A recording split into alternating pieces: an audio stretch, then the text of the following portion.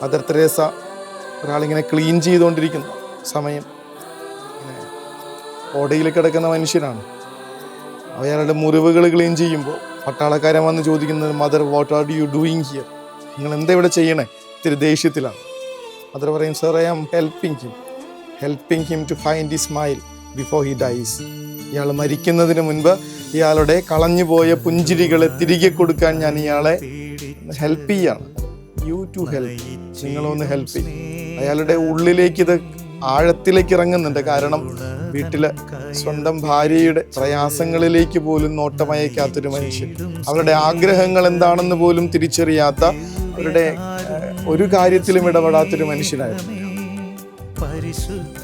അതിനും നമ്മളെ ഓർമ്മപ്പെടുത്തുന്നത് ഈ ശ്രദ്ധ പുലർത്താൻ വേണ്ടിയിട്ടാണ്.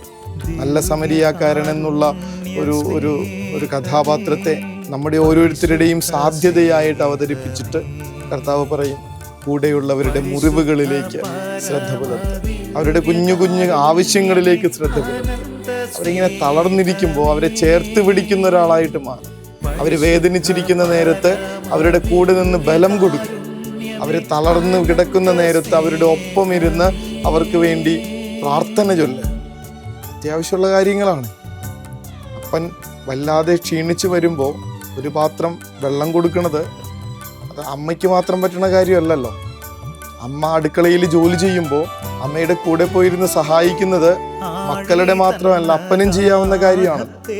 വൃദ്ധരായി കിടക്കുന്ന മാതാപിതാക്കളുടെ അടുത്ത് ചെന്ന്, കിടപ്പ് രോഗികളായിരിക്കുന്ന പ്രിയപ്പെട്ടവരുടെ അടുത്ത് ചെന്നിരുന്ന് ഒരു കൊന്ത ചൊല്ല്, ഒരു കരുണക്കൊന്ത ചൊല്ല്.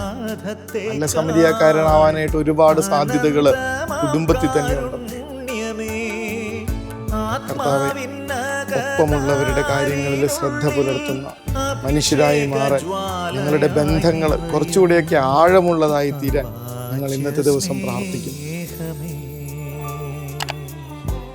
കരുണ തൻ കയർ പിടിച്ച്